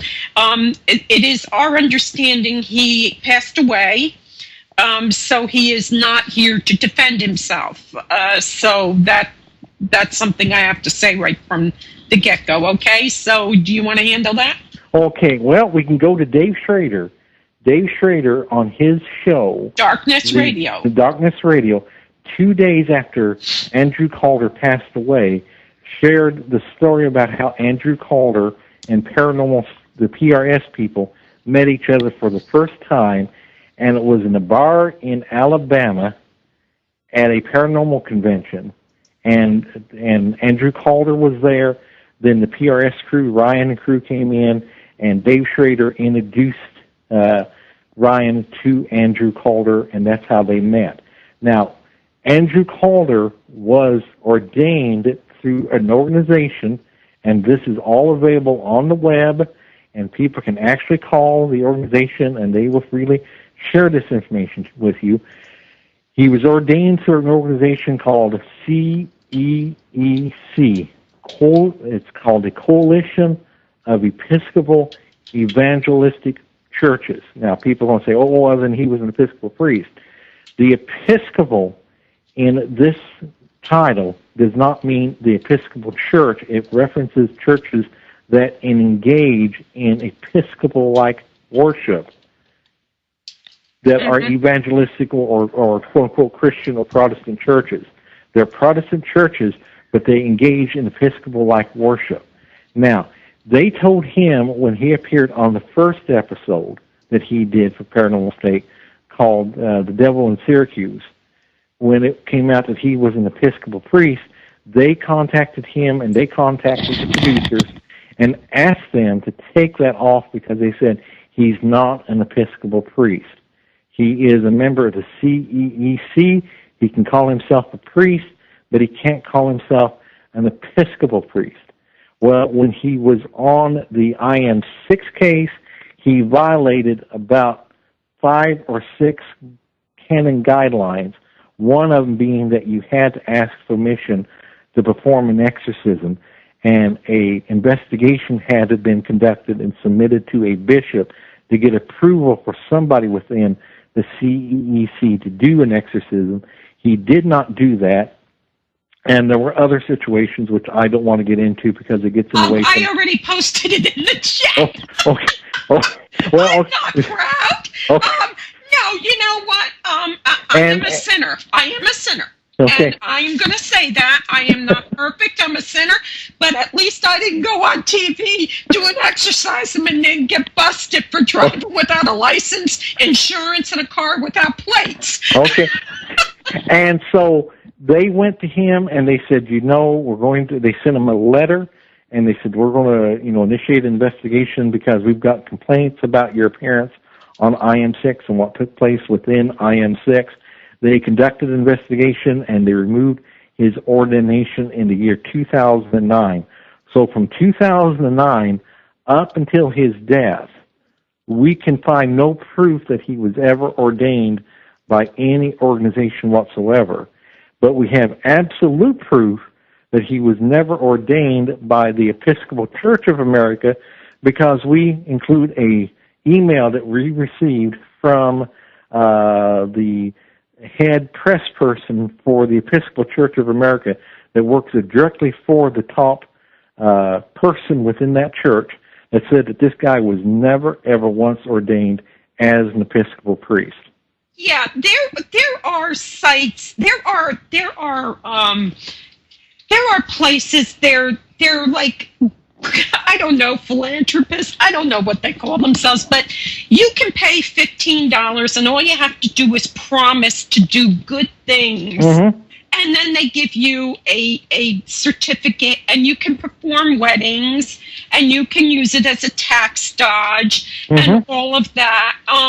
I have to tell you, I have officiated at funerals because I was an elder and a deacon. I was ordained by the Presbyterian of Monmouth in New Jersey. I was never a full-blown minister, but could fill in for our minister whenever our minister was away. But I will not walk around and tell people I was a minister because I wasn't. I was an ordained elder and deacon, and when the pastor was away, I took care of business. If somebody died, you can't stand there and say, hey, guys, wait until the pastor comes back, Or you can't not baptize a child, or you can't sign a death certificate or a birth certificate or whatever your church needs you to do. But this guy, erroneously, he made it seem like he was a ex-Catholic and Episcopal, right with the Episcopal Church, and he wasn't. Somehow he got this paper, so I call him a paper priest. Mm-hmm. Yeah, because I did an actual blog on the subject about ordination a week ago. And if you're ordained from an organization like the Universal Church, which means you just paid $50, I believe, for your ordination, you're not really ordained. In the eyes of man and the government, you're ordained to, perform weddings and funerals and that sort of thing. But in the eyes of God, you're not. No. And God knows this.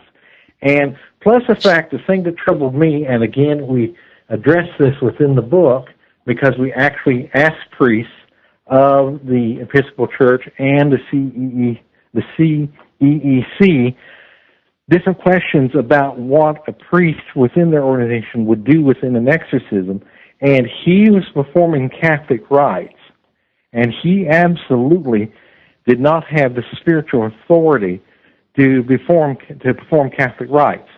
Right. Because if you look at the solemn rite, it specifically states within the beginning of the solemn rite that only priests with the authority of their bishop or cardinal has the right to perform this ceremony. And he absolutely did not have the right to perform a Catholic ceremony. Because why would an Episcopal be performing a Catholic ceremony? Yeah.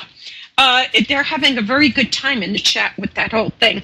No, I'm not interested in marrying anybody because you know what? When the marriage goes down the tubes, I don't want to hear nothing. Well, see, I point that out in the article because I said, if a person that just went online, and there are now places online that you can become ordained for free, become ordained just simply to do weddings, and then you're standing there and you're quoting scripture, are you not cursing the marriage before it even starts?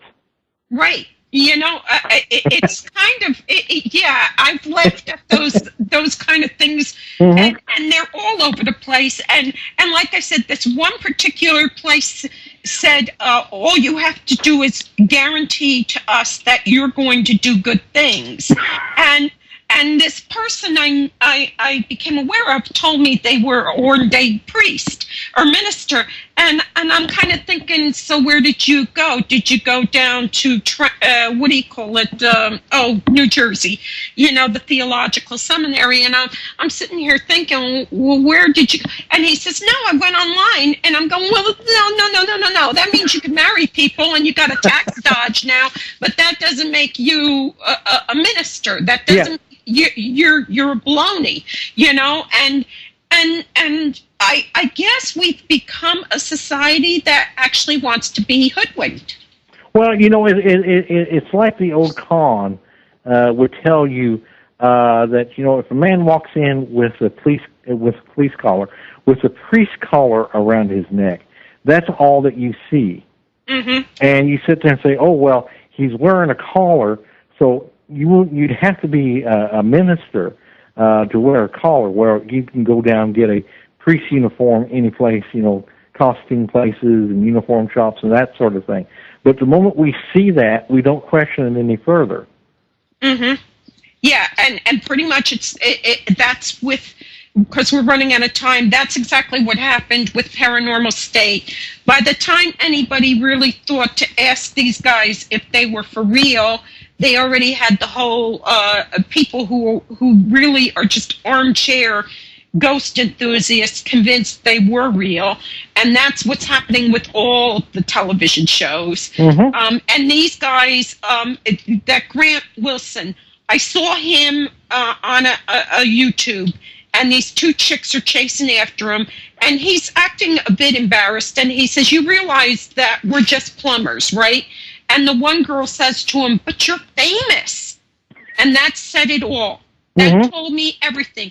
They're not really even interested in him because they believe he actually knows what he's talking about. It's because he's on TV and he's a celebrity now. Mm-hmm. Yeah, and that's what's the trouble with the paranormal. We need to quit looking at television for guidance. We need to quit looking at conferences for guidance. What we need to do is find guidance, especially if you're in the field of demon hunting or demonology, is don't look to paranormal for answers. Look to your faith and God for your answers. If you want to hunt ghosts all you want to, but do it in a reasonable, decent, honest, ethical fashion. And that's all the public asks for. Because eventually somebody's going to get hurt, somebody's going to get killed, and then somebody's going to go to jail. Yeah, my team will tell you I will go out by myself and I will call it a board meeting. I'll say I need a board meeting, and I go off myself and I ask God, give me wisdom. Open my eyes so I can see what's really going on here. I talk to God because he's my father, and I sit there and say, please, God, Lord, I need you to give me every ounce of savvy and understanding and wisdom you can possibly give me, because these aren't a TV show. They are real people in trouble. Yeah, and they need help. They don't need exploiting. They don't need to be exploited, for sure. Yeah, because they're really suffering. They're turning you to help. They're not turning to you to help you become the next big thing to, get on Art Bell's first show when he comes back. They're not turning to me so I can buy a bed and breakfast up in New Hampshire. That's for sure. Because you know what? I've never made a dime out of this, and I don't see that changing anytime soon. Yeah, and I don't charge for my services as well. I absolutely refuse to do it. If they can help me cover my travel expenses, because if I go up to Southwest and say I'm handling an exorcism case, they're going to charge me the same amount that they're charging a shoe salesman. That's right. So if they can help me covering my expenses, that's the only thing that I ask. But I don't ask for $300 an hour, and I know there's teams out there that's charging $1,500 a day to investigate. And I just think that's absolutely ludicrous as well. Yeah, and you're absolutely right. I have been saying this for the last 5-6 years. It'll all stop when somebody gets hurt bad enough and somebody finally sues the living daylights out of somebody else. And just like that, and I hate to bring it up, but that young man down in the South, and he brought his team on the train trestle. And what he didn't realize is, these TV shows, they have some clout. They can stop the trains, so most people could do that. What happened is the train came. He ended up trying to outrun it with his girlfriend. He threw her off the bridge where she felt just safety. She got hurt, but she lived, but he died. And that's the only way this is going to stop. And I hate to see it because it's all baloney and shouldn't happen. I want to thank you for coming on to the show. This was a corker. Well, glad to be here. If anybody wants to contact me, you can reach me on Facebook at Kirby Robinson on Facebook. And if you want to read some interesting blogs, come and visit my blog. It's called Eye on the Paranormal at blogspot.com. We publish about 5 to 7 days a week, different outlooks and views on everything from Buddhism, religion, and the paranormal. And if you'd like to become a blogger, on our blog, we get over 1,000 hits a day. 1,000 hits a day. We're one of the most popular paranormal blogs out there. Contact me at freeallspirits@live.com, and I'll get you set up working for our blog. And if anybody needs any help or has questions or wants to provide me any information about things going on in the paranormal, you can contact me at freeallspirits@live.com, and I'll get back to you. But give me time. I'm a one-man operation, and my books are available on Amazon, Barnes & Noble, and Smashwords as well. Yep, and we will be putting all those links on the recordings on Podomatic, and so everybody can find you. Thank you so much for coming on the show tonight. Next week, we're going to have the Collinsport Historical Society. They are enthusiasts who have created a historical society for the TV show Dark Shadows. It should be fun. They're a lot of fun, the group. And I'm real excited to have them on. You can always find me at asylumsgate.com. You can find me on Facebook, Mo Banshee. If you Google my name, you're going to find me. As far as I know, I'm the only Banshee out there with a name called Mo. And with that, I want to thank you all for listening in. God bless you all, and stay safe out there. We love you all. Good night. Where over the rainbow birds fly. Birds fly over the rainbow while can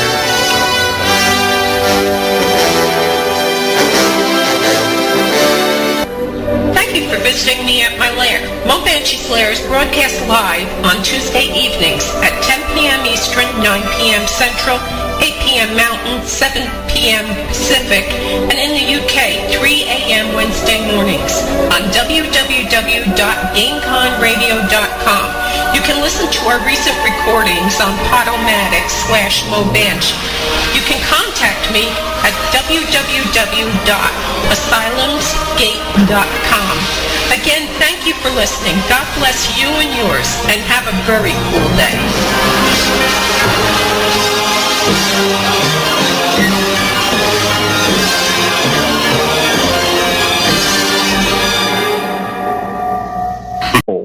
So when we start thinking, or the average person starts thinking about, what do I have control in my life because the finances is out of control, the government's going to do what they want to do, taxes is going up, debt's going up, what can I control? And you get thinking about life after death. That I can control. That I can decide where I'm going to go, and I've got to find out if there is a life after death. Is there such thing as ghosts? Is there such thing as communicating? Because that is something I certainly can control, and that's something that's going to be with me for eternity. Mm-hmm. Well, I want to tell you, after I die, you can all find me in Disney World, the Haunted Mansion. Okay, just in case somebody wants to come looking for me, just go down there and yell, "Hey, Mo!" And I'll do my best to make the ride work for you. Another thing is that we see two guys that nobody ever heard of before, and Teddy is in a book that's his team leader wrote back in the 70s. Okay, so his name is right there in that book. So, I mean, I've been helping people since 78. Teddy's been doing it since 65. When you see two guys who are plumbers that no one ever heard of before, and suddenly they've got a TV show. They're making big money. They now own a bed and breakfast, and you're struggling to put anything on the table, and you think to yourself, I can do that. Because I have had people say to me, I was watching that show on TV, and I can do that. So then that's when it all started. People started taking the milk money and spending it on equipment and trying to get gigs on TV shows, and it just kind of like became a landslide nobody could control. And also now that you have internet TV exploding, you have paranormal TV on the internet, you have so many outlets now on the internet, and you're starting to have internet TV in your high definition set where the TV feeds right into the internet, so you can surf for programming on the internet. And internet TV allows the average person who wants to do a TV show to, put together something for just a few $100s and put it up on the internet and have direct access to an audience to build up a following to turn around to go to a network and say, well, I've aired 20 episodes of my ghost. Watching it, but as I say, it's not supposed to hit us. So you might want to, just keep an eye on that. If you're into, we're going to die, the earth is falling, the sky is falling and stuff, you might like to watch that. Our guest is on, and I'm going to bring him on. We are going to play some music. Tom Jones, Strange Things. It happens to be a great song that I love. People Are Strange by The Doors, and we have Aerosmith, What Kind of Love You On. I thought that would be good music for tonight. Kirby, welcome to the lair. Happy to be here, and glad you got very little hate mail concerning my appearance. You know what? I only got one person who complained, and, I was surprised I didn't get more, opposition over it. Maybe it's old news. Maybe, nobody cares anymore. I'm certainly concerned. I'm going to state right now, I was not consulted over this case at all, ever. I never heard of the girl, nothing. If I had been consulted, and one of my team, Shadow Series in the chat room, welcome everybody in the chat room. If you have questions, make sure you let us know. If I had been consulted, obviously this would have never been on TV. It would have never been on the internet. But be that as it may, I was never consulted, so I'm one of those people looking through the window trying to make sense of it all. Ghost, someone I knew, Hans Holzer, once said to me, ghosts are recession-proof. You know who Hans Holzer is. He says, ghosts, they're recession-proof. Actually, they thrive in recession, because yes, they do. if you take a graph of how the economy tanked throughout the first 10 years of 2000, and a graph of interest within the paranormal and life after death, you will see that as the economy tanked, interest within the paranormal rose. Mm-hmm. And as you start seeing the economy getting slowly but surely better, mm-hmm. you're starting to see interest within the paranormal start going down. Right. And it's because when we're in times of economic uncertainty, we feel like we're totally uncontrolled, because, if you're working for a Fortune 500 corporation or a mega bank and they go belly up, you really can't control that. You can't go in and say, okay, I'll take $5 less an hour and keep the company afloat. So you really have no control. That the bones found under a driveway at Greyfriar Church is actually the bones of Richard III. Richard III was not a nice guy, as he is said to have killed the two princes who were actually going to probably take his place.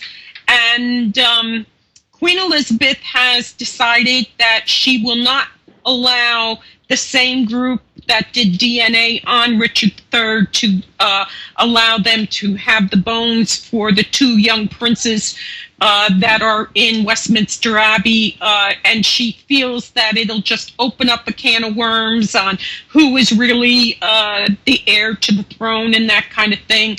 I have to say, I like Queen Elizabeth. I've always been her supporter. I think if you're going to have a queen, she was the broad to have. She's been a good person, and you know what? Who cares if the DNA for the princess is real or not? They're in Westminster Abbey. Their bones have been laid to rest. Everybody get over it. But it's big news today. So another thing that was in the news is the child abductor, Jimmy Lee Dyke, was killed yesterday, and the little boy that he abducted is safe. I don't know if he's unharmed. I mean, emotionally, they think he has Asperger's, but he did get out without being hurt. As Dyke's mental health kind of even got worse, they decided it was time to take action, and the boy is safe, and that's what counts. And still nobody knows exactly why he abducted the boy off the school bus. He shot the bus driver of a school bus and just grabbed the child off of it. But we are so happy that the child is safe, and good job to the rescue team that got him. And last but not least, we have an asteroid, DA-14. It's going to fly extremely close to the Earth February 15th, but we're assured by NASA it poses no risk. However, some people in certain areas, I think the Mideast or someplace out there, might be able to see it if they have backyard telescopes. They've been watching it now for a while. It's supposed to approach within 17,000 miles of our Earth, which is a real close flyby. It's closer than some of the satellites up there. Remind everybody that animals are not weatherproof, so please do me a favor. If you see an animal that is not being cared for, doesn't have proper shelter, report the people that own it. Don't wait until the animal is dead and say, gee, maybe I should report it. That, please. Animals deserve better than what humans are doing to them.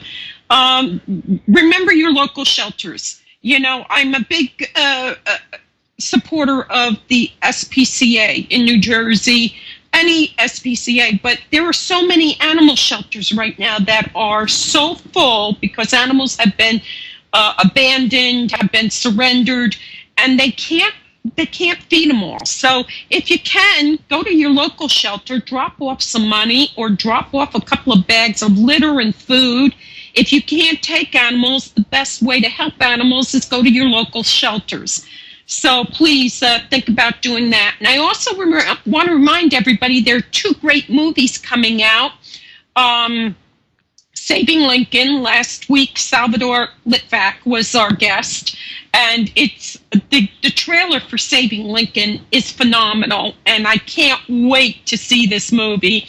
It's going to be released February 15th.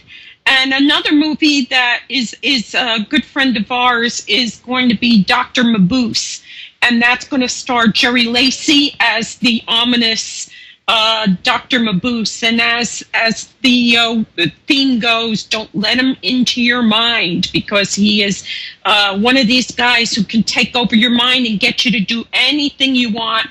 In the background, you might hear Matt the Tech talking on the phone to our guest tonight. So we'll be talking to him in a few minutes. Some bad news, sad news. Ed Koch passed away. He was the mayor of New York City back in the 80s. He also brought New York City out of the brink of bankruptcy and made it solvent again. You can like him, you can dislike him, but he was a character. I loved Ed Koch, and I always wanted him to run for president because he was one of these guys who would stand there and say, so how am I doing? Am I doing okay? Everybody loved Ed Koch, whether you agreed with his politics or not. He was an honest man. He was a good guy, and everybody really liked him. Yes. Okay. Hello? Okay. Hello, Kirby. Can you give me a minute? Oh, yes. Okay, you're on, and we're going to just go through some news. Today in the news, also, Richard III's skeleton remains have been finally identified. They are as sure as they can possibly be.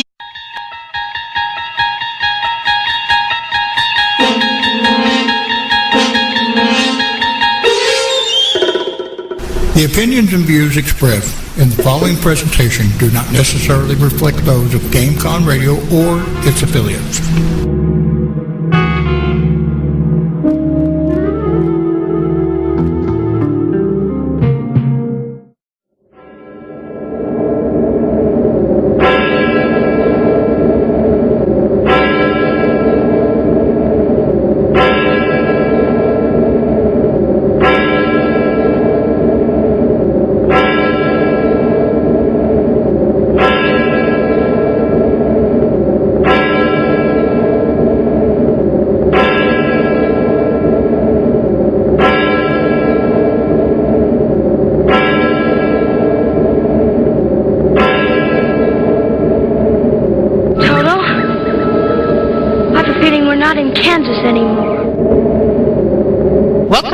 Banshee's Lair, Visionary Talk Radio on GameConRadio.com. We rock your world.